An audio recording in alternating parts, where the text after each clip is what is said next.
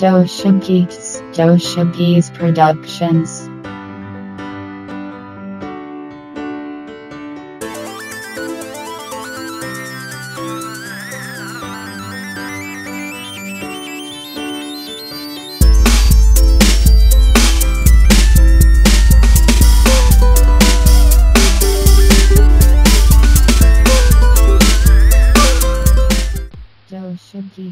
What up, YouTube? Been down and out for a minute. Was out of commission. I was actually sick last week, so I didn't really do any recording, didn't do too much of anything, but try to catch up on my rest and get back into good health. Yeah, lately I haven't been really sleeping too well. I've been transitioning from graveyard to days, and just going from working 2 a.m. to 10:30 a.m. going to back to a normal schedule. It's been kind of hard for me to get a consistent pattern of sleep, so I think that may have contributed to like me not feeling well. And then just a change in the weather. It started getting California cold out here. It's been getting down into the 30s at night.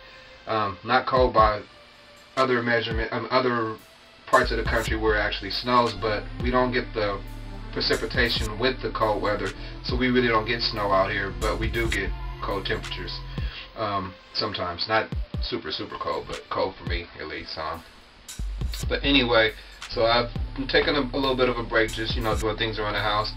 Been transitioning from cocoa fiber to paper right now. I'm going to be moving pretty soon, hopefully pretty soon.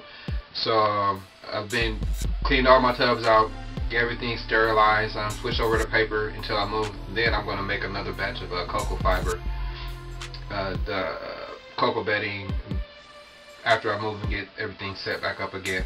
I just didn't want to make a whole brick, break it down and make a batch and then have to end up throwing it out and then re-sanitizing everything and resetting up the whole everything once I move. So I figured it would be easier just to switch over to paper now until I get moved and situated and everything set back up.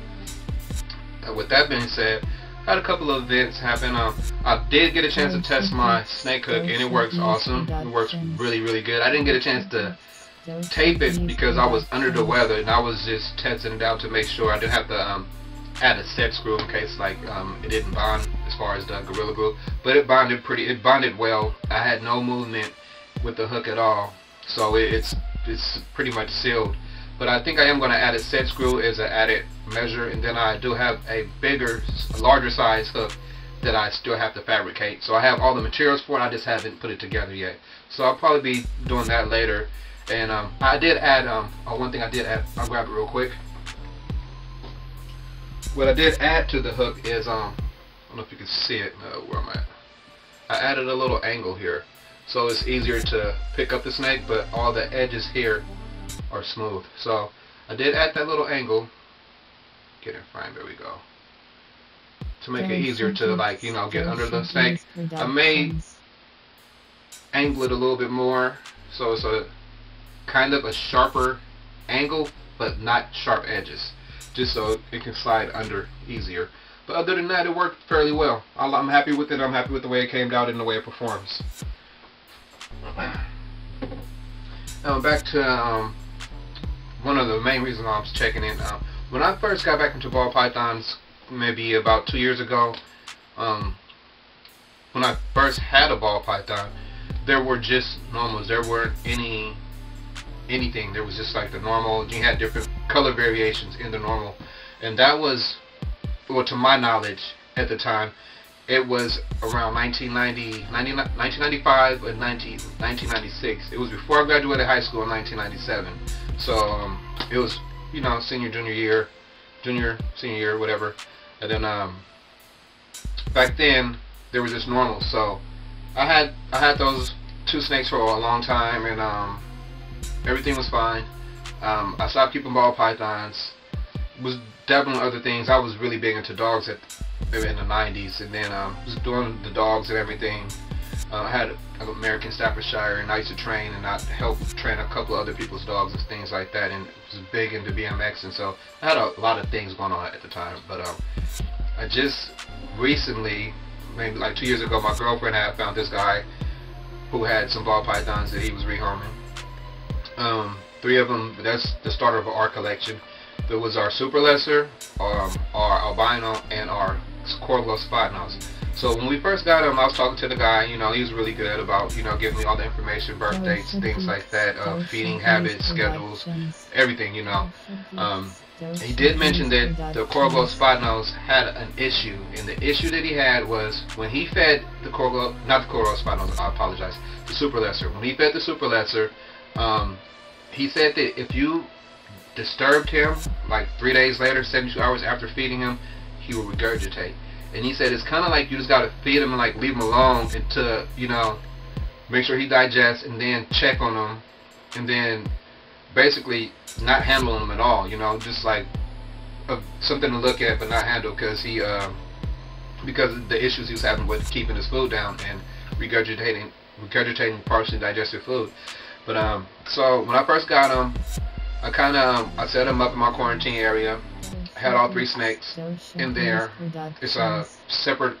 It's in a different room, a separate enclosure that I had the multiple tubs in with their own heating elements, thermostats, and ambient. I had a ceramic heating element in there as well to keep the ambient air inside that big enclosure warmer than the house temperature, because it's a little cold in there. But anyway, got everything set up, got him on a good feeding schedule.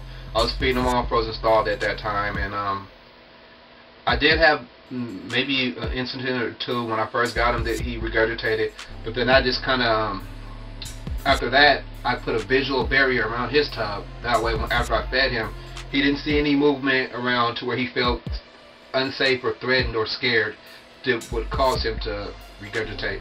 So I got him to where he was keeping food down, and everything was all good for about a year. Then I noticed a couple of months ago that he did, out of the blue, you know, he regurgitated a partially digested meal, and I was like, man, that's crazy. I thought he was over that. So I noticed that about a month ago, and then about 3 weeks ago, I noticed that he had like a runny stool. And I'm speaking of my super lesser, and a couple of days after, I noticed he had a runny stool. Then I checked on him Thursday night, and he was, you know, he looked different. He didn't look the same. Like I could tell something was going on. Friday morning, I was out running errands the whole morning. Came back, checked on my snakes, checked on the water. Was gonna start the process of getting all the other bedding out, the cocoa fibers, sterilizing, and then sterilizing the tubs, the water dishes, and then just switch over to paper until we get set up in our new place. But so I was going through all the tubs, and I got to his tub, and then I noticed that he passed away. So sometime in between Thursday night and Friday afternoon, my super lesser male passed away. And it sucked because ever since the 90s, like 95, 96, when I had ball pythons, it was just basically normals, you know. The place where I got my first ball pythons from is a well-known store. I grew up in Berkeley, California, and the store that I used to go to, which is in my old neighborhood right around the corner from my mother's house, is the East Bay Vivarium. So I've seen like albinos, but they were albino reticulated pythons and things like that. But when I got back into ball pythons, it was when I seen the albino ball python, the Corvo spot nose, and then the super lesser, and I was like, man, these are some really cool snakes. And this is a big difference from when I had snakes before in the past, you know, but 20 years ago. So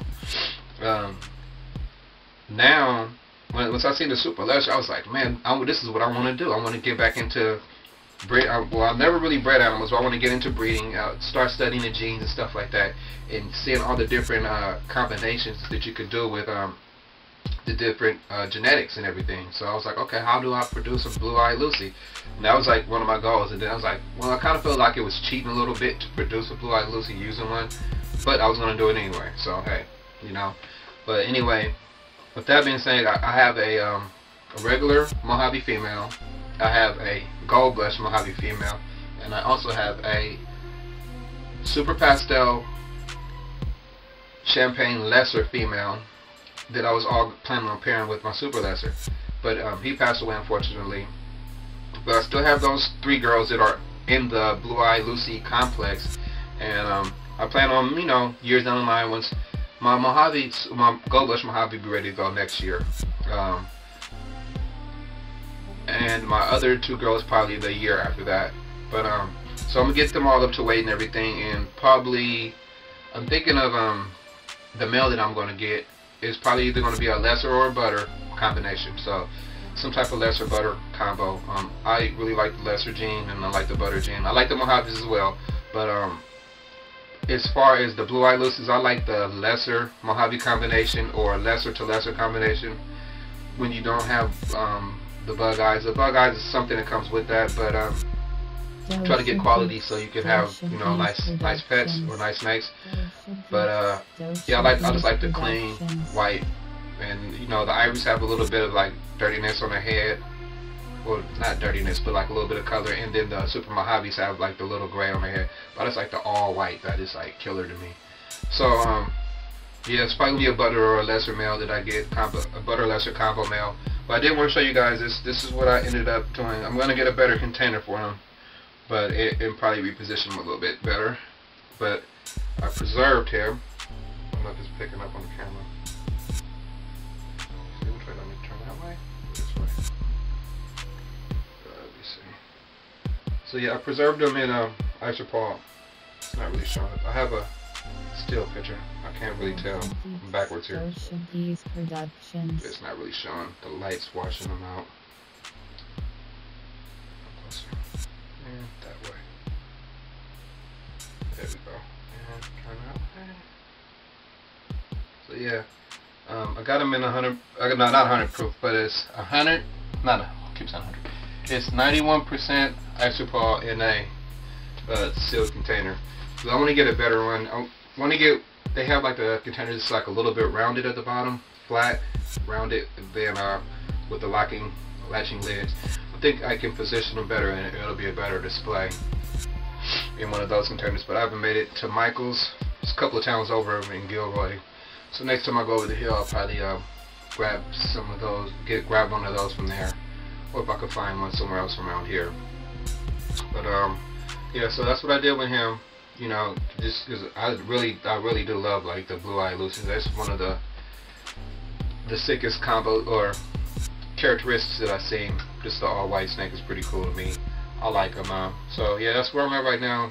Getting better. Still have a little bit of a runny nose. That's why I'm sniffling a little bit. But other than that, the weather's warm in the daytime, but it's cold at night. So I think the fluctuation in temperatures kind of was getting to me, and then it's like the lack of not getting good rest and all that stuff. But all the snakes are doing good, minus my man over there. But other than that, everything's good, and I just want to check in with you guys, touch bases. I'm attached to this video, the video that showed me preserving him. So I hope you guys liked the video, and I will talk to you later. Until next time, peace. Doezsha.B's Productions. Doezsha.B's What up YouTube? Coming back, I'm about to do the wet specimen from my super lesser. So right now I got him, he was in the freezer, so I got him out, got him defrosted, should be defrosted. My gloves, and what I have is basically an airtight container, 91% isopropyl alcohol, and some F10 SC solution already pre-mixed for cleaning up afterwards to make sure we kill any organisms or whatever. But yeah, it should be pretty straightforward. Hopefully he's defrosted enough for me to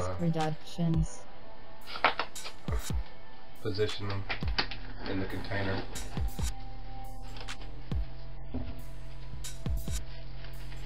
But yeah, I do have two other females that's in the same blue eye leucistic complex.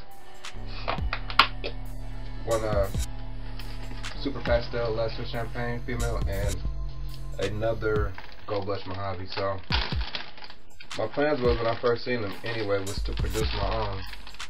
So now more than ever, later on down the line, I'll just have to pick up a male to pair with both the females that I have. And it'll probably be some type of lesser combination. more than likely. I prefer the super lesser or lesser to Mojave combinations to produce the white snakes over the super Mojave form, just based upon it's a purer white, more white, and that's kind of what appealed to me and what got me interested in the blue-eye leucistics. Pretty much got them in almost how I want them. Close that up.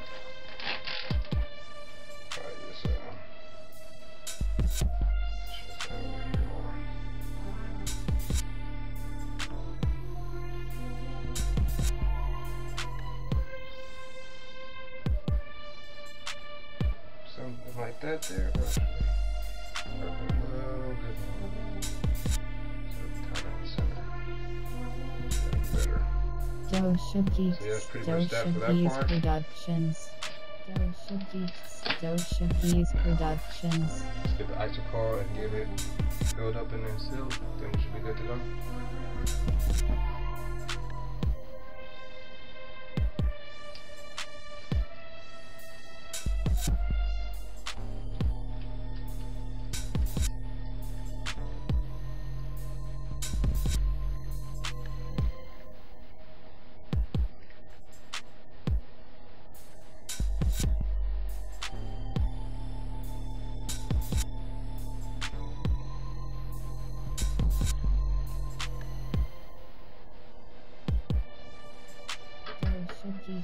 Doezsha.B's Productions.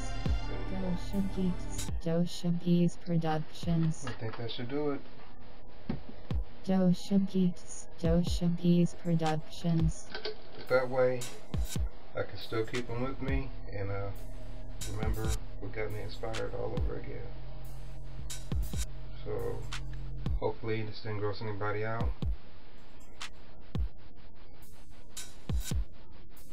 I'm getting on pretty good. I think I'm gonna add a little bit more isopore in a second. Get it as full as I can. Eventually I'll probably get a better container, but this is what I had on hand. So let's go with this for now. Top it off a little bit.